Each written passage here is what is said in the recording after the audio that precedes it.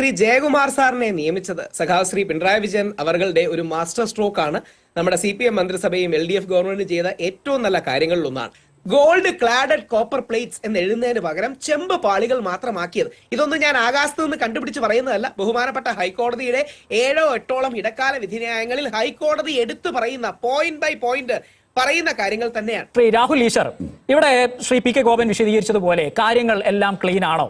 ഈ തട്ടിപ്പ് കണ്ടുപിടിച്ചത് തന്നെ CPM-ന്റെ ഭരണകാലത്താണ് എന്നുള്ളതാണ് അദ്ദേഹം ഒരു പ്രധാനപ്പെട്ട പോയിന്റായി പറയുന്നത്. അതുകൊണ്ട് ഒരു രാഷ്ട്രീയ ഉത്തരവാദിത്തത്തിൽ നിന്ന് കംപ്ലീറ്റ്ലി CPM-ന് അല്ലെങ്കിൽ അതിന്റെ നേതൃത്വത്തിലുള്ള ഭരണ വിഭാഗത്തിന് മാറി നിൽക്കാൻ പറ്റുന്ന ഒന്നാണോ ശബരിമലയിലേത്?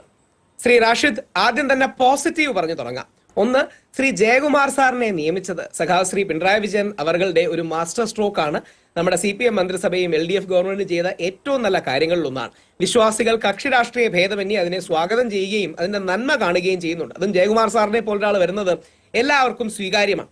രണ്ട്, നമ്മുടെ അയ്യപ്പ സംഗമത്തിനടക്കം അയ്യപ്പൻ വാവർ വെളുത്ത എന്ന് മുഖ്യമന്ത്രി എടുത്തു പറഞ്ഞത് വലിയ കാര്യമാണ്. ഇതിനു മുമ്പ് ഒരു മുഖ്യമന്ത്രി അങ്ങനെ എടുത്തു പറഞ്ഞാൽ ഞാൻ കേട്ടിട്ടില്ല. വളരെ കൃത്യമായി ശബരിമലയുടെ ദർശനവും മതസൗഹാർദ്ദവും വാവർ മുസ്ലിമും വെളുത്ത ക്രിസ്ത്യാനിയും അയ്യപ്പൻ ഹിന്ദുവും തുടങ്ങിയ കാര്യങ്ങൾ സഖാവ് ശ്രീ പിണറായി വിജയൻ എടുത്തു പറഞ്ഞത് വളരെ സ്വാഗതാർഹവും പോസിറ്റീവുമാണ്. എന്നാൽ ഇതിൽ അതുകൊണ്ടൊന്നും കൊള്ളയുടെ വിഷയങ്ങൾ മാറുന്നില്ല. അതായത് ശബരിമലയുടെ ചരിത്രത്തിൽ, കേരളത്തിന്റെ ചരിത്രത്തിൽ ആദ്യമായിട്ടായിരിക്കും ഒരു Thiruvithamkoor Devaswom board president arrest ചെയ്യപ്പെടുന്നത്. അത് വാസു സാറും പാർട്ടിയോട് ബന്ധപ്പെട്ട ഒരു വ്യക്തിയുമാണ്. ഞാൻ കഴിഞ്ഞ ഒരാഴ്ചയായി പറയുന്ന ഒരു കാര്യം, ഗോപൻ സാറും ഞാനും വേറൊരു ചർച്ച ചെയ്തപ്പോൾ അദ്ദേഹത്തിന് അത് ഞാനൊരു പക്ഷേ നന്നായി കമ്മ്യൂണിക്കേറ്റ് ചെയ്യാത്തതുകൊണ്ടായിരിക്കാം ഞാൻ ആ ആശയം അദ്ദേഹത്തിലേക്ക് എത്തിക്കാൻ എനിക്ക് കഴിഞ്ഞിട്ടില്ല. ദേവസ്വം ബോർഡിൽ യഥാർത്ഥത്തിൽ നടന്നത് തെഫ്റ്റ് ബൈ പോളിസിയാണ്. ആ പോളിസി എന്ന് പറഞ്ഞാൽ CPM-ന്റെ പോളിസിന്നോ ഗവൺമെന്റ് പോളിസിന്നോ അല്ല ഞാൻ ഉദ്ദേശിച്ചത്. ദേവസ്വം ബോർഡിന്റെ നയപരമായ ഒരു തീരുമാനം, അതായത് ദേവസ്വം ബോർഡിൽ ഇരിക്കുന്നവരുടെ ഉത്തരവാദിത്തത്തിലെടുത്ത നയപരമായ ഒരു തീരുമാനം കാരണമാണ്. അദ്ദേഹം മുമ്പത്തെ ഒരു ചാനൽ ഇരുന്നപ്പോൾ അദ്ദേഹം CPM-നെയാണ് പറഞ്ഞതെന്നോ മന്ത്രിസഭയാണ് പറഞ്ഞതെന്നോ ഞാൻ പറഞ്ഞത് അദ്ദേഹം തെറ്റിദ്ധരിച്ചു. അങ്ങനെയല്ല, ദേവസ്വം ബോർഡ് സ്വർണം പൊതിഞ്ഞ കാര്യങ്ങളിൽ നിന്ന് സ്വർണം പൂശിയ കാര്യങ്ങളിലേക്ക് മാറാം എന്നൊരു തീരുമാനമെടുത്തു. ഉദാഹരണം, ദ്വാരപാലക ശില്പങ്ങളിൽ 1.5 കിലോഗ്രാം സ്വർണം ഉണ്ടായിരുന്നു. തിരിച്ചു പൂശിക്കൊണ്ടുവന്നപ്പോൾ 350 ഗ്രാമേ ഉള്ളൂ. നമ്മുടെ വാതിലിൽ ഏകദേശം 2.5 കിലോഗ്രാം സ്വർണം തനി തങ്കം ക്ലാഡ് ചെയ്തിട്ടുണ്ടായിരുന്നു. തിരിച്ചു വന്നപ്പോൾ ഏകദേശം 391 അല്ലെങ്കിൽ 400 ഗ്രാം പൂശിയിട്ടേ ഉള്ളൂ. അപ്പൊ എന്താ ചെയ്തതെന്ന് പറഞ്ഞാൽ ശബരിമലയിൽ 30.291 സ്വർണ്ണ ക്ലാഡിംഗ് ഉണ്ട്. ഈ സ്വർണ്ണ ക്ലാഡിംഗ്, തനി തങ്കത്തിൽ 24 ക്യാരറ്റിലെ ക്ലാഡിംഗ്, നമുക്ക് കണ്ടാൽ സ്വർണം പൂശിയതും ക്ലാഡിംഗും തമ്മിൽ വ്യത്യാസം അറിയില്ല. ദേവസ്വം ബോർഡിലെ ആരോ അല്ലെങ്കിൽ ദേവസ്വം ബോർഡിൽ നയപരമായ തീരുമാനം എടുക്കാൻ കഴിവുള്ള ആരോ ഈ സ്വർണം മാറ്റാം, മുറിച്ചു വിൽക്കാമെന്നോ മറിച്ചു വിൽക്കാമെന്നോ തീരുമാനിച്ചുകൊണ്ട് ബാക്കി സ്വർണം പൂശാം എന്നൊരു തീരുമാനത്തിലേക്ക് എത്തി. അതിന്റെ കൂടെ ഭാഗമായിട്ടാണ് ഗോൾഡ് ക്ലാഡഡ് കോപ്പർ പ്ലേറ്റ്സ് എന്ന് എഴുതുന്നതിന് പകരം ചെമ്പ് പാളികൾ മാത്രമാക്കിയത്. ഇതൊന്നും ഞാൻ ആകാശത്ത് നിന്ന് കണ്ടുപിടിച്ച് പറയുന്നതല്ല. ബഹുമാനപ്പെട്ട ഹൈക്കോടതിയുടെ 7-8ഓളം ഇടക്കാല വിധിന്യായങ്ങളിൽ ഹൈക്കോടതി എടുത്തു പറയുന്ന പോയിന്റ് ബൈ പോയിന്റ് പറയുന്ന കാര്യങ്ങൾ തന്നെയാണ്. അവിടെയാണ് ശ്രീ ഗോപൻ സാർ പറയുണ്ടായി അദ്ദേഹം വാസു സാറിനെ കണ്ടിട്ടില്ല. വാസു സാറിനെ 15-20 വർഷമായി കണ്ടിട്ടുള്ള, ഒരുപാട് തവണ വ്യക്തിപരമായി സംസാരിച്ചിട്ടുള്ള, ഇന്നലെയും ഇന്നും നാളെയും വാസു സാറിനെ വാസു സാർ എന്ന് തന്നെ വിളിക്കുന്ന ഒരു വ്യക്തിയാണ് ഞാൻ. അദ്ദേഹത്തെ പോലൊരു മുതിർന്ന വ്യക്തി ഈ സ്വർണ്ണക്കൊള്ളയുടെ പങ്കുണ്ടെന്ന് പറഞ്ഞപ്പോൾ വേദനയും വിഷമവുമാണ് തോന്നിയത്. ഇനിയും കുറെ കൂടെ പരിചയവും വ്യക്തിപരമായി ഇഷ്ടമുള്ള ഒരാളാണ് പത്മകുമാർ സാർ. അദ്ദേഹത്തിന് റോൾ ഇല്ലാതിരിക്കട്ടെ എന്നാണ് എന്റെ പ്രാർത്ഥനയും പ്രതീക്ഷയും. അദ്ദേഹം അടക്കമുള്ളവർ ഈ കാര്യത്തിൽ they have to come clean. കാരണം വിശ്വാസികൾക്ക് മാധ്യമങ്ങളിൽ നിന്നും ഹൈക്കോടതിയുടെ വിധിന്യായങ്ങളിൽ നിന്നും എല്ലാം സ്വാഭാവികമായിട്ട് ഇവരെ സംശയിക്കില്ലേ? കാര്യം അദ്ദേഹത്തിന്റെ നേതൃത്വത്തിലുള്ള ദേവസ്വം ബോർഡോ അല്ലെങ്കിൽ വാസു സാറിന്റെ നേതൃത്വത്തിലുള്ള സംവിധാനമോ സ്വർണം എന്നുള്ളത് ചെമ്പാക്കി മാറ്റി എന്നുള്ളത് സ്വാഭാവികമായ ഒരു സംശയമല്ലേ? ഇതൊരു പോളിസി ഡിസിഷൻ അല്ലേ? അല്ലെങ്കിൽ നയപരമായി എടുത്ത് ഇതിനെ ചെമ്പെന്ന് മാർക്ക് ചെയ്താൽ മതി. ഇനി രണ്ട്, റാഷിദിനോട് ഒരു ചോദ്യം. റാഷിദിന്റെയോ എന്റെയോ വീട്ടിൽ നിന്ന് 10 പവൻ സ്വർണ്ണപ്പണിക്കാരന് നമ്മൾ കൊടുത്തു വിട്ടുന്നിരിക്കട്ടെ. 39 ദിവസത്തിന് ശേഷമാണ് ആ സ്വർണ്ണപ്പണിക്കാരന്റെ വീട്ടിലെത്തിയാൽ നമ്മൾ വിളിച്ചു ചോദിക്കൂലേ? ജൂലൈ 19, 20 ശബരിമലയിലെ സ്വർണം പതിച്ച ചെമ്പുപാളികൾ ഇളക്കിയെടുത്തത് ഓഗസ്റ്റ് 29 ചെന്നൈയിലെത്തിയത്. ഉണ്ണികൃഷ്ണനും അയാളുടെ കൂട്ടാളികളും കൂടി ശബരിമലയിൽ നിന്ന് നടന്നു പോയിരുന്നെങ്കിൽ ചെന്നൈ എന്നും എത്തുമായിരുന്നു. അപ്പൊ ഈ 39 ദിവസം താമസിക്കാനുള്ള റീസൺ എന്താ? ദേവസ്വം ബോർഡുകാരെ വിളിച്ച് അന്വേഷിക്കാത്തത് എന്താ? എവിടെയായിരുന്നു എന്ന് ചോദിക്കാത്തത് എന്താ? ദേവസ്വം ബോർഡിന്റെയോ അല്ലെങ്കിൽ ദേവസ്വം സംവിധാനങ്ങളുടെയോ ആക്റ്റീവായ അറിവും ബോധ്യത്തോടും കൂടി നടന്നൊരു കൊള്ളയാണ് എന്നുള്ളത് കൊണ്ടാണ്. രണ്ട്, ഈ കേസിൽ അത് വ്യക്തമാക്കുന്ന മറ്റൊരു പ്രധാനപ്പെട്ട കാര്യമുണ്ട്. എന്തുകൊണ്ടാണ് ഇതിനകത്ത് നമുക്ക് ദേവസ്വം ബോർഡ് അല്ലെങ്കിൽ അതിന്റെ രാഷ്ട്രീയ ഉത്തരവാദിത്തമുള്ള അന്നത്തെ ദേവസ്വം മന്ത്രി എന്നവരോടൊക്കെ ചോദ്യങ്ങൾ ചോദിക്കേണ്ടി വരുന്നത് എന്ന് വെച്ച് കഴിഞ്ഞാൽ, ഈ പറയുന്ന 39 ദിവസം കഴിഞ്ഞ് അത് സ്മാർട്ട് ക്രിയേഷൻസിൽ എത്തിയ ശേഷം ഇവിടെ നിന്ന് അങ്ങോട്ട് ഉദ്യോഗസ്ഥർ പോയി അതിന്റെ തൂക്കവും ഭാരവും എടുക്കുന്നുണ്ട്, ഭാരം കണക്കാക്കുന്നുണ്ട്. ഭാരം കണക്കാക്കിയിട്ട് തിരുവാഭരണ കമ്മീഷണർ അന്ന് ഭാരം കണക്കാക്കി കഴിഞ്ഞപ്പോൾ അതിനകത്ത് 4 കിലോയുടെ തൂക്കക്കുറവ് രേഖപ്പെടുത്തുന്നുണ്ട്. മുഹമ്മദ് റഷീദ് ഒരു കാര്യം കൂടെ അത് പറഞ്ഞോട്ടെ. മഹസറിൽ ഞാൻ എന്ന് രേഖപ്പെടുത്തുന്നുണ്ട്. പറയട്ടെ. പക്ഷെ ദേവസ്വം ബോർഡിനെ ഔദ്യോഗികമായി അതൊരു വലിയ വിഷയമായി അന്ന് അറിയിച്ചില്ല എന്ന് അദ്ദേഹത്തിനെതിരെ ആക്ഷേപം നിലനിൽക്കുന്നുണ്ട്. പക്ഷെ മഹസറിൽ രേഖയായി ഉണ്ട് ആ തൂക്കക്കുറവ്. അന്നൊരു ക്രിമിനൽ കേസ് എടുത്തിട്ടില്ല. ഇതൊരു തട്ടിപ്പാണ്. അതൊന്നും ശ്രദ്ധിച്ചിട്ട് പോലുമില്ല. അത് ശ്രദ്ധിച്ചിട്ടില്ല. ഞാൻ വളരെ വേദനയോടെ പറഞ്ഞോട്ടെ, ശബരിമലയിൽ ഇപ്പോൾ ഇരിക്കുന്ന നമ്മുടെ ദ്വാരപാലക ശില്പങ്ങൾ ഡ്യൂപ്ലിക്കേറ്റ് ആണ്. ശബരിമല ഇപ്പൊ ഇരിക്കുന്ന ആ വാതിൽ പാളികൾ ഡ്യൂപ്ലിക്കേറ്റ് ആണ്. ഡ്യൂപ്ലിക്കേറ്റ് എന്ന വാക്ക് ഉപയോഗിക്കുന്നത് വേണമെങ്കിൽ വിശ്വാസികൾക്ക് വേദനിക്കാതിരിക്കാൻ റെപ്ലിക്ക എന്ന് ഉപയോഗിക്കാം. ഇത് ഡ്യൂപ്ലിക്കേറ്റ് ആണെന്ന് പറയാനുള്ള കാരണം വിജയമല്യ തന്ന തനി തങ്കത്തിൽ പതിഞ്ഞ ആ വാതില് ദ്വാരപാലക ശില്പങ്ങൾ നമ്മുടെ ഇല്ല. ഒന്നെങ്കിൽ മറിച്ചു വിറ്റു അല്ലെങ്കിൽ മുറിച്ചു വിറ്റു എന്ന് പറഞ്ഞാൽ ഇതിനെ പല ഭാഗങ്ങളാക്കി ബിസിനസ്സുകാർക്ക് ഡിവൈൻ വാല്യൂ, വിശ്വാസപരമായ വാല്യൂ വെച്ച് കോടിക്കണക്കിന് രൂപയ്ക്ക് മുറിച്ചു വിറ്റു, അല്ലെങ്കിൽ ആ സ്വർണത്തിന്റെ വിലയിൽ മറിച്ചു വിറ്റു. കൂടുതൽ സാധ്യത മുറിച്ചു വിൽക്കാനാണ്. അപ്പൊ ആ കോണ്ടെക്സ്റ്റിലും കൂടെയാണ് ഈ സുഭാഷ് കപൂർ അടക്കമുള്ള കാര്യങ്ങൾ ബഹുമാനപ്പെട്ട ഹൈക്കോടതി പറയുന്നത്. രണ്ട്, ഹൈക്കോടതി സ്വമേധയാ എടുത്തൊരു കേസാണ്. ഈ കേസിലെ ഹീറോ എന്ന് പറയുന്നത് രാജാ വിജയരാഘവൻ സാറും ജയകുമാർ സാറും, അതായത് ഹൈക്കോടതിയിലെ ജഡ്ജി ജയകുമാർ സാറുമാണ്. അവരുടെ പോരാട്ടമാണ് ഇത് വെളിയിൽ കൊണ്ടുപോകുന്നത്. പിന്നീട് മാധ്യമങ്ങൾക്ക് കൂടാണ് ഇതിന്റെ ക്രെഡിറ്റ്. കാര്യം ആ രണ്ട് ജഡ്ജിമാർ അവരുടെ വിധിനകത്ത് എഴുതുന്നുണ്ട്, ഞങ്ങൾ തുടങ്ങിയപ്പം വെറും പ്രൊസീജിയറൽ എറർ ആണെന്ന് ധരിച്ചാണ് ഞങ്ങൾ തുടങ്ങിയത്. പിന്നീടാണ് heist and plunder of Ayyappas gold. ശരി, അങ്ങനെയൊക്കെ ഇരിക്കെങ്കിലും ഇത് അന്വേഷണ ഘട്ടത്തിലാണ്. അന്വേഷണം അതിന്റെ ഒരു പ്രാരംഭ ദശ പിന്നിട്ടു എന്ന് വേണമെങ്കിൽ നമുക്ക് പറയാം. പക്ഷെ ഇനിയും ഒരുപാട് കാര്യങ്ങൾ അന്വേഷിച്ച് പരിശോധിച്ച് കണ്ടെത്താനതുകൊണ്ട് ടോട്ടൽ എത്ര സ്വർണം പല ഭാഗങ്ങളിൽ നിന്നാണ്, ഇതിപ്പോ കട്ടിളപ്പടി ആകട്ടെ, ദ്വാരപാലക ശില്പമാകട്ടെ, മറ്റിടങ്ങളിൽ പൂശിയതിന് നഷ്ടപ്പെട്ടിട്ടുണ്ടോ എന്ന് തുടങ്ങിയുള്ള കാര്യങ്ങൾ പരിശോധിക്കണം. അങ്ങനെ മൊത്തത്തിൽ എത്ര സ്വർണം നഷ്ടപ്പെട്ടു, ഇപ്പോ ചെന്നൈയിൽ നിന്നും മറ്റുമായി കുറെ സ്വർണം തിരിച്ച് പിടിച്ചെടുത്തിട്ടുണ്ട്, അത് എത്രത്തോളം ഉണ്ട്, അപ്പൊ ഇനി കുറവ് എത്ര, അങ്ങനെ തുടങ്ങിയ കുറെ കാര്യങ്ങൾ, അതെ, കുറെ കാര്യങ്ങൾ വ്യക്തമാകേണ്ടതുണ്ട്. അപ്പോഴാണ് ഞാൻ ഇന്നത്തെ പഴയ ദേവസ്വം മന്ത്രി ശ്രീ കടകംപള്ളി സുരേന്ദ്രന്റെ പ്രസ്താവന ശ്രദ്ധിക്കുന്നത്. അദ്ദേഹം വാസുവിനെ കുറിച്ച് ചോദിച്ചപ്പോൾ അദ്ദേഹം പറയുന്നത് അദ്ദേഹത്തിന്റെ അന്നത്തെ ബോധ്യത്തിൽ ഒരു മികച്ച ദേവസ്വം പ്രസിഡന്റ് ആയിരുന്നു വാസു. ദേവസ്വം പ്രസിഡന്റ് ആയിരിക്കുമ്പോഴുള്ള കൃത്യത്തിന്റെ പേരിലല്ല വാസു ഇന്ന് അറസ്റ്റ് ചെയ്യപ്പെട്ടിരിക്കുന്നത്. അദ്ദേഹം ദേവസ്വം കമ്മീഷണറായിരിക്കുമ്പോൾ ചെയ്ത ഒരു ഒപ്പിട്ട കാര്യത്തിന്റെ പേരിലാണ് അദ്ദേഹത്തെ കസ്റ്റഡിയിൽ എടുത്തിരിക്കുന്നത് എന്നുള്ളതാണ് അദ്ദേഹം വിശദീകരിക്കുന്നത്, മന്ത്രി വിശദീകരിക്കുന്നത്.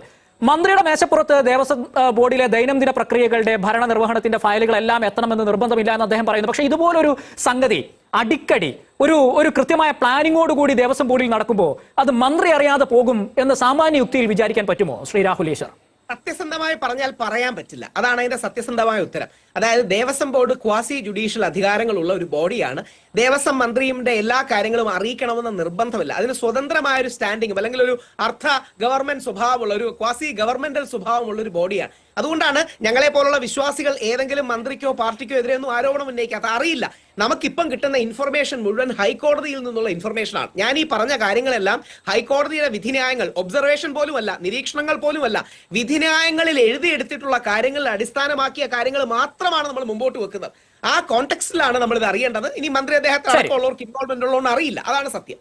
ശരി, ശ്രീ വി പി ശ്രീപത്മനാഭൻ, ഇപ്പോഴീ റിമാൻഡ് റിപ്പോർട്ടുകൾ പലരുടേതായി നമ്മുടെ മുമ്പിലുണ്ട്. അതിനകത്ത് രാഷ്ട്രീയ പ്രാധാന്യമുള്ള ഒരു വ്യക്തി എന്ന നിലയ്ക്ക്, മൂന്നാം പ്രതി എന്ന നിലയ്ക്ക് കട്ടിളപ്പാളി കേസിൽ വാസുവിനെ അറസ്റ്റ് ചെയ്ത ശേഷം നൽകിയ റിമാൻഡ് റിപ്പോർട്ടിനകത്ത് പറയുന്നത് ഈ ശബരിമല ദേവസ്വം ബോർഡിനെ നഷ്ടം വരുത്തി വെച്ചു, അദ്ദേഹം ഈ കൃത്രിമമായ രേഖ ചമയ്ക്കുന്ന വിധത്തിലുള്ള ഗൂഢാലോചന നടത്തി എന്ന് ഒഴിച്ചു നിർത്തിയാൽ സാമ്പത്തികമായി ഈ സ്വർണ്ണക്കൊള്ളയുടെ ഭാഗമായി വാസുവോ അല്ലെങ്കിൽ പത്മകുമാറിലേക്ക് ചോദ്യം ചെയ്യലിലേക്ക് എത്തുന്നേ ഉള്ളൂ. അവരൊന്നും ഇനിയിപ്പോ രേഖയിലായാലും റിമാൻഡ് റിപ്പോർട്ടിലായാലും മറ്റു ആക്ഷേപങ്ങൾ ഉന്നയിക്കുന്നതായാലും അവരൊന്നും സാമ്പത്തിക നേട്ടം കൊയ്തു അല്ലെങ്കിൽ ഈ സ്വർണ്ണക്കൊള്ളയിലൂടെ അവർക്ക് സാമ്പത്തിക നേട്ടം ഉണ്ടായി എന്നൊരു ആക്ഷേപം ആർക്കുമില്ല. അത് പോലീസിനുമില്ല, അന്വേഷണ സംഘത്തിനുമില്ല. അപ്പോൾ ഈ വാസു പറയുന്ന ചില കാര്യങ്ങളുണ്ട്. ഉദ്യോഗസ്ഥർ പറയുന്നത് ഞാൻ ചെയ്തു, അല്ലെങ്കിൽ ഉദ്യോഗസ്ഥർ തന്ന ഒരു രേഖ ഞാൻ ഒപ്പിട്ട് കൊടുത്തു എന്ന് ഒഴിച്ചു നിർത്തിയാൽ ഞാൻ അതിൽ നിരപരാധിയാണെന്നാണ് വാസു പറയുന്നത്. സാമ്പത്തികമായി അദ്ദേഹം നേട്ടം നേടി എന്നതിന്റെ ഒരു തെളിവ് മുന്നിലില്ലാതിരിക്കെ അദ്ദേഹം പറയുന്ന ന്യായത്തെ എങ്ങനെയാണ് നിങ്ങൾ തള്ളുന്നത്? എന്താണ് റിമാൻഡ് റിപ്പോർട്ട്? അറസ്റ്റിലാകപ്പെട്ട പ്രതി ജാമ്യ ഹർജി കൊടുക്കുന്ന സാഹചര്യത്തിലോ അതല്ലെങ്കിൽ ആ വ്യക്തിയെ റിമാൻഡ് ചെയ്യണമെന്ന് പ്രോസിക്യൂഷൻ ആവശ്യപ്പെടുന്ന സാഹചര്യത്തിലോ, ഇതിപ്പോൾ ജാമ്യാപേക്ഷ ഉണ്ടെങ്കിലും ഇല്ലെങ്കിലും എന്തിനാണ് ഇയാളെ അറസ്റ്റ് ചെയ്ത് ഇയാളെ റിമാൻഡ് ചെയ്യിപ്പിക്കണമെന്ന് പ്രോസിക്യൂഷൻ പറയുന്നത്? അതിനൊരു കാര്യകാരണമുണ്ട്. അതുമാത്രമാണ് ഈ റിമാൻഡ് റിപ്പോർട്ടിൽ പറയുക. പ്രഥമ ദൃഷ്ട്യാ ഇയാൾ ഇന്നത് ചെയ്തിട്ടുണ്ട്, ഇന്നത് ചെയ്യാൻ സഹായിച്ചു കൊടുത്തിട്ടുണ്ട്, അതുകൊണ്ട് അന്വേഷണത്തിൻ്റെ ഈ ഘട്ടത്തിൽ ജാമ്യം കൊടുക്കരുത്, ഇങ്ങോരെ ജുഡീഷ്യൽ കസ്റ്റഡിയിൽ വെക്കണം, വേണ്ടി വന്നാൽ പോലീസിന് ചോദ്യം ചെയ്യാൻ അവർ ആ പോലീസ് കസ്റ്റഡി അപേക്ഷയും കൊടുക്കും. ഇതാണ് റിമാൻഡ് റിപ്പോർട്ട്. ഒരു കേസിൽ ആരൊക്കെ എന്തൊക്കെ ചെയ്തു, ഓരോരുത്തരുടെയും എക്സ്റ്റെൻഡ് എത്ര, ഓരോരുത്തരും ചെയ്ത കൃത്യമായ പ്രവൃത്തി എത്ര, ഇതൊന്നും റിമാൻഡ് റിപ്പോർട്ടിൽ കാണില്ല. കാരണം അന്വേഷണം തുടങ്ങിയ സാഹചര്യത്തിൽ ഒരു പ്രതിയെ അറസ്റ്റ് ചെയ്യുന്നു, അയാളെ ചോദ്യം ചെയ്യുന്നു, 24 മണിക്കൂറിലധികം കസ്റ്റഡിയിൽ വെക്കാൻ പറ്റില്ല, അപ്പോൾ കോടതിയിൽ ഹാജരാക്കുന്നു, കോടതിയിൽ റിമാൻഡ് റിപ്പോർട്ട് വെച്ച് ജുഡീഷ്യൽ കസ്റ്റഡിയിൽ വെക്കാൻ പറയുന്നു. നാളെ വേണമെങ്കിൽ ചോദ്യം ചെയ്യാൻ പ്രതിയെ വിട്ടുകിട്ടണം എന്ന് പറഞ്ഞ് അരികെ കൊടുത്ത് അവരെ പിടിച്ച് വാങ്ങിക്കാം, എന്നതിന് ശേഷം ചോദ്യം ചെയ്യിപ്പിക്കാം. അപ്പോഴാണ് ഇതിൻ്റെ മറ്റു കാര്യങ്ങളൊക്കെ അന്വേഷിച്ച് കണ്ടെത്താൻ പറ്റുക. അപ്പോൾ അത്രമാത്രം പ്രസക്തി ഒരു റിമാൻഡ് റിപ്പോർട്ടിലുള്ളൂ. ഇനി ഞാൻ ചോദിക്കട്ടെ, ഇവിടെ പറഞ്ഞു ഇതൊരു തെറ്റായ പോളിസീൻ്റെ ഭാഗമാണ്. എന്ത് പോളിസി? ഞാൻ ചോദിക്കട്ടെ, ശബരിമല എന്ന് പറയുന്നത് ദേവസ്വം ബോർഡിൻ്റെ കീഴിലുള്ള കോടാനുകോടി ഭക്തജനങ്ങളുടെ എന്താ പറയുക വിശ്വാസത്തിന് പാത്രമായ ഒരു വലിയ സ്ഥാപനം. ഒരു സർക്കാർ ഡിപ്പാർട്ട്മെൻറ്റിൻ്റെ കീഴിൽ ഒരു ബോർഡ് അതിന് മേൽനോട്ടം വഹിക്കുന്നു. അവിടെ ഒരു വലിയ പണം ചെലവാക്കിയുള്ള ഒരു നിർമ്മാണ പ്രവർത്തനം അല്ലെങ്കിൽ ഒരു മരാമത്ത് പ്രവർത്തനം. ദ്വാരപാലക ശില്പങ്ങളിലെ സ്വർണം വീണ്ടും പൂശണം, അല്ലെങ്കിൽ കട്ടിളപ്പാളികളിലെ സ്വർണം വീണ്ടും പൂശണം. ഇതൊരു മരാമത്ത് പണിയാണ്. ഇത് സാങ്കേതികമായ വൈദഗ്ധ്യം ആവശ്യമായ സാമ്പത്തികമായ ചെലവ് വരുന്നൊരു മരാമത്ത് പണിയാണ്. ഇതെങ്ങനെ ചെയ്യേണ്ടത്? ഒന്നുകിൽ ദേവസ്വം ബോർഡ് നേരിട്ട് ചെയ്യണം, അല്ലെങ്കിൽ ദേവസ്വം ബോർഡിന് ടെൻഡർ ക്ഷണിക്കാം. ഇനി ഏതെങ്കിലും ഒരു ഭക്തൻ ഇതിൻ്റെ ചെലവ് ഞാൻ എടുക്കാം എന്ന് പറഞ്ഞ് മുന്നോട്ട് വന്നാൽ ഇത് ആ ഭക്തൻ്റെ കയ്യിൽ ചാക്കിൽ പൊതിഞ്ഞു കൊടുക്കുക. അങ്ങനെ ലോകത്തെവിടെ സംഭവിക്കുമോ? അങ്ങനെയാണോ ഇവിടെ കാര്യങ്ങൾ നടക്കുക?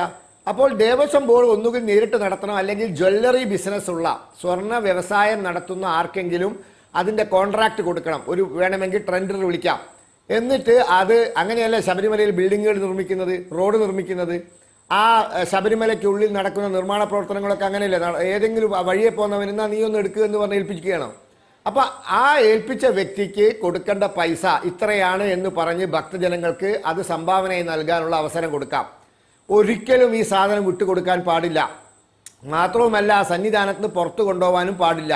ഇതൊക്കെ അവിടെ വെച്ച് ചെയ്യാൻ സാധിക്കും. സ്വർണം പൂശിയലാണല്ലോ ഇപ്പോൾ രണ്ടാമത് ചെയ്തത്. പൊതുവിൽ ഇപ്പോൾ ഞാൻ മനസ്സിലാക്കുന്നത് അതിന് ചില പാരിസ്ഥിതിക പ്രശ്നങ്ങൾ കാരണം ചില നിയന്ത്രണങ്ങളുണ്ട്. അപ്പോൾ പൂശുക എന്ന് പറയുന്നത് അവിടെ വെച്ച് ചെയ്യാവുന്ന ഒരു കാര്യമാണ്. ഇനി അത് പുറത്തു കൊണ്ടുപോകണമെങ്കിൽ സുരക്ഷാ ഭടന്മാരുടെ പോലീസിൻ്റെ അകമ്പടിയോടുകൂടി കൊണ്ടുപോകണം.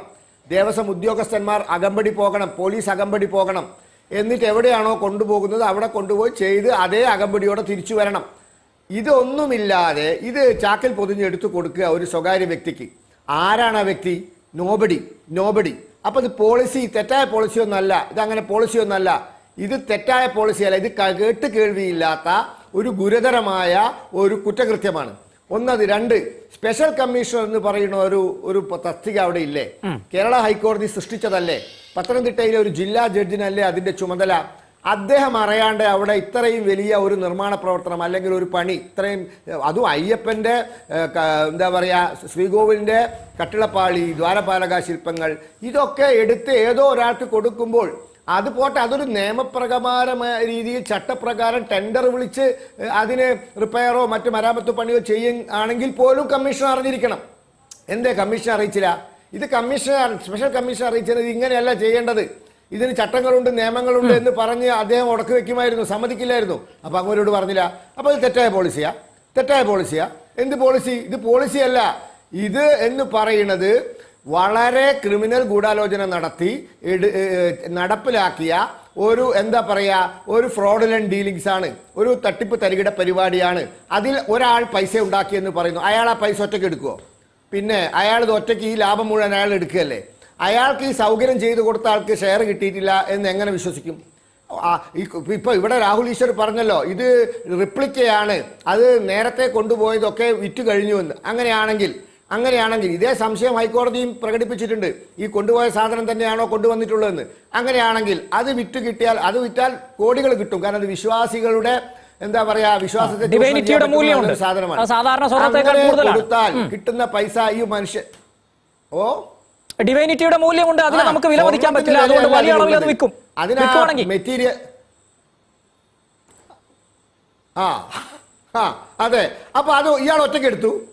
ഇവരൊക്കെ അത്രയ്ക്ക് നല്ല എന്താ പറയാ ആൾക്കാരാണല്ലോ. അയാൾ ഒറ്റയ്ക്ക് എടുത്തു. ശരി, അപ്പൊ അത്തരം സംശയങ്ങളൊക്കെ അനാവരണം ചെയ്യപ്പെടുന്നതുകൊണ്ട് ആർക്കും നമുക്ക് ഇപ്പോഴത്തെ റിമാൻഡ് റിപ്പോർട്ടിലെ കാര്യങ്ങൾ കണ്ട് ക്ലീൻ ചിറ്റ് കൊടുക്കാൻ പറ്റില്ല എന്നുള്ളതാണ്. ശരി, ഞാൻ സന്ദീപിലേക്ക് വരുന്നതിന് മുമ്പ് എന്താണ് ഒരു വരി ഒന്ന് ആഡ് ചെയ്തോട്ടെ. ഞാൻ തെറ്റായ പോളിസി എന്നല്ല, തെഫ്റ്റ് ബൈ പോളിസി. കൊള്ള ബൈ പോളിസി എന്നാണ് ഞാൻ അത് പറഞ്ഞത്, പക്ഷേ വ്യക്തമാകാത്തതായിരിക്കും. തെറ്റായ ശരി. പോളിസി എന്നല്ല പറഞ്ഞത്, ശരി. Theft by policy, robbery by policy. അതായത് സംഘടിതമായി ആലോചിച്ച് കൊള്ള ചെയ്യാൻ തീരുമാനമെടുത്ത് അതിനൊരു നയമുണ്ടാക്കി നടത്തിയെന്നാണ്. തെറ്റായെന്നല്ല, തെഫ്റ്റ് ബൈ പോളിസി ശരി, എന്നാണ് അത് തന്നെയാണ് ഓർഗനൈസ്ഡ് ലൂട്ട് എന്ന മറ്റൊരു രൂപത്തിൽ വിശദീകരിക്കുകയായിരുന്നു ശ്രീ പത്മനാഭനും ഇവിടെ ചെയ്തത്. ശരി.